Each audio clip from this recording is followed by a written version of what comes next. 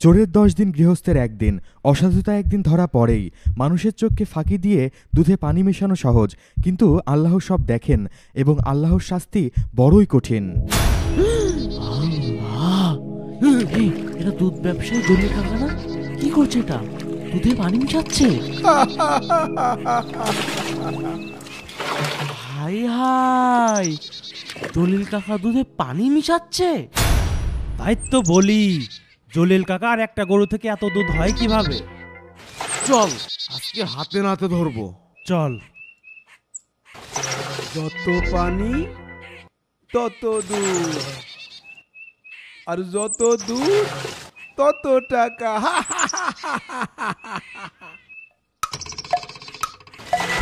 কি কাকা, দুধে পানি মিশাচ্ছ না পানিতে দুধ মিশাচ্ছ? কোনটা কোনটা? আপনার সব কুকর্ম ধরা পড়ে গিয়েছে। আমরা এখনই বাজারে গিয়ে সবাইকে বলে দেব। বাজান, তোরা কাউকে বলিস নে বাজান, আমার সর্বনাশ হয়ে যাবে। এই নে 500 টাকা, তোরা 2 জন ভাগ করে নিস নে। জাল টাকা নাকি? না তো। চল যাই। থাকেন কাকা, যাই। যাক বাবা, এবারের মতো বেঁচে গেলাম। দুধগুলো নিয়ে তাড়াতাড়ি বাজারে যাই। আল্লাহ রে! পানি মেশানো দুধ নিয়ে জলিল মিয়া তার ভাঙা সাইকেল চালিয়ে গ্রামের আঁকাবাঁকা মিঠো পথ ধরে দুধ বেচতে বাজারে যায়। ভালো দুধ কিনতে হবে। ভাই, দুধ নেবেন? হ্যাঁ, লাগবে। নেন, ভালো দুধ। ভেজাল লাগবে না। এই নেন ভাই, আপনার জন্য আলাদা করে রেখে দিছি। আপনার কাছ থেকে দুধ নেয়ার একটাই কারণ, সেটা হচ্ছে আপনার দুধে কোনো ভেজাল নেই। জি ভাই, এই এলাকার সবচেয়ে ভালো দুধ আমিই বিক্রি নেন, করি। এটা ধরেন। কারণটা কি? সবাই জলিল ভাইয়ের কাছ থেকে দুধ নিচ্ছে, আমার এত দুধ সন্ধ্যার আগে কিভাবে বিক্রি করব? কি যে করি আল্লাহ, টেনশনে পড়ে গেলাম। এই যে, ভালো থাকবেন। জলিল কাকা, আবু পাঠিয়েছে 5 লিটার দুধ দেন তো। এই নাও বাপ, টাকা তোমার আব্বা দিয়ে গেছে। আলমগীর ভাই, আপনি থাকেন, আমি যাই। আজ 4000 টাকার দুধ বিক্রি হয়েছে। আচ্ছা ভাই যান, আমার এত দুধ কিভাবে যে বিক্রি করবো এখন? ফাও ফাও 500 টাকা ইনকাম হলো, কি বলিস? কিন্তু জলিল কাকার টাকাটা না এভাবে নেওয়াটা আমার মনে হয় উচিত হয়নি। আমারও তাই মনে হচ্ছে রে, কিন্তু কি করা যায় বলতো? চল আমরা বাজারে সবাইকে গিয়ে খবরটা দিয়ে দিই। চল, তাড়াতাড়ি খবরটা দিতে হবে। তাড়াতাড়ি চল। জলিল কাকা এতদিন ধরে মানুষের সাথে ধোঁকাবাজি করছে, আর আমরা কেউ জানি না। আজকাল ব্যবসাটাও ঠিকঠাক চলছে না।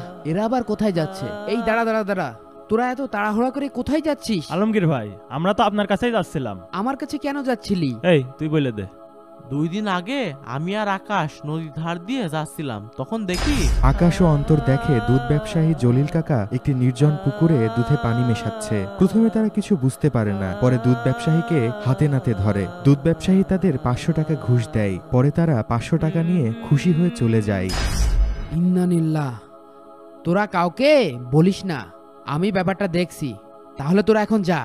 হ্যাঁ, তাই তো বলি, জলিল ভাই বাড়ি করছে, জমি কিনছে, একটা গরু দিয়ে কিভাবে সম্ভব?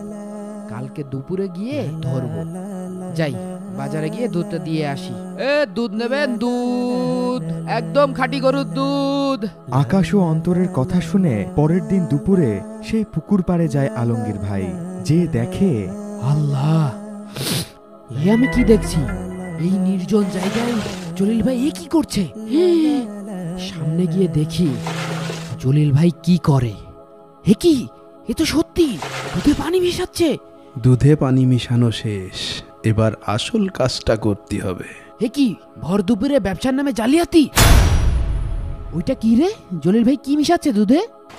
এখন আর কারোর বাপের ক্ষমতা নেই আসল দুধ না নকল দুধ ধরা। কেমিক্যাল? ওরে আল্লাহ, একদম খাঁটি দুধের স্বাদ। এই ব্যাপারটা তো বাজারে সভাপতিকে জানাই দিতে হবে। যাই, সভাপতিকে গিয়ে বলে দিই। তাড়াতাড়ি সরে পড়তে হবে, নাইলে আজ আবার কার নজরে পড়ে যায়। আসসালামু আলাইকুম চেয়ারম্যান সাহেব, নেন ভালো দুধ আছে। কিরে, দুধে পানি মেশানো নেই তো? হতেই পারে না, আমার গরুর দুধ এই অঞ্চলের সবচেয়ে খাঁটি দুধ। ঠিকঠাক বলছিস তো? তওবা তওবা, আল্লাহর কসম স্যার, আমি দুধি পানি মিশাই না, আপনি নিশ্চিন্তে নিতে পারেন। আমরা যদি বুঝতে পারি এই দুধে ভেজাল আছে, তাহলে কিন্তু বাজারের সকলের দিয়ে গণপিটানি খাবি। কি সব উল্টোপাল্টা কথা বলছেন? ওই সব ভয় আমাকে দেখায়েন না। 30 বছর ধরে খাঁটি দুধ বিক্রি করছি, আজ পর্যন্ত কেউ ভেজাল বলতে পারলো না। কি হলো? যে দেখি তো। তুই তো এইভাবে স্বীকার করবি না। দাঁড়া, তোর দেখছি। এই দুধ পরীক্ষা করার মিটারটা দে তো। আল্লাহ, কি যে হয় আজকে। এই দুধ তোল। সবার অভিযোগে বাজারের সভাপতি দুধ পরীক্ষা করতে বাধ্য হয়। এদিকে জলিল মিয়ার ঘাম টপ টপ করে পড়তে থাকে, কারণ সে জানে। ভাই কি পেলেন? এই তুই আল্লাহর নামে মিথ্যা কসম কাটলি কেন? আজকে ধরা খাবে। কই, আমি তো মিথ্যে কসম কাটিনি। আমরা দেখতে পাচ্ছি তুই দুধে পানি মিশিয়েছিস।